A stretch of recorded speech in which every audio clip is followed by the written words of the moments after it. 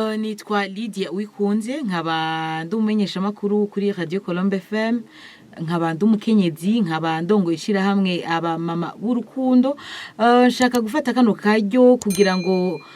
nshaka gukoresha kano karyo kugira ngo nshobore kwifuriza umukenyezi wese w'umurundi kazi aherereye ndamwifurize umunsi mwiza w'umunezero umunsi wo kuryoherwa umunsi wo gutwenga umunsi wo kwibagira ibibazo byo mu rugo umunsi w'umuhezagiro umunsi wo gutera imbere turabizi yuko abakenyezi baba bafise byinshi cyane bitwararika cyane cyane mu miryango ariko ndifuze yuko uno munsi aba ari umunsi wo kuryoherwa no guhimbagwa twibagire ibibazo dufise twibagire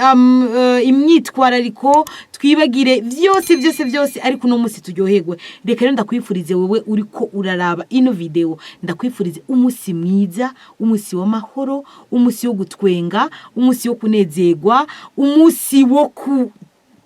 ndavyibagi umunsi wo gufungura umunsi wo kunywa umunsi wo kanyamuneza ariko kandi kindi kintu kimwe ntiwibagire ko umukenyezi mu rugo ntuwave witwaza umunezero nibinde ngo wibagire ama responsabilité yo mu rugo banza ukore neza ivyo mu rugo hamushoye kwifatanya n'abandi bakenyezi uje kuryoherwa.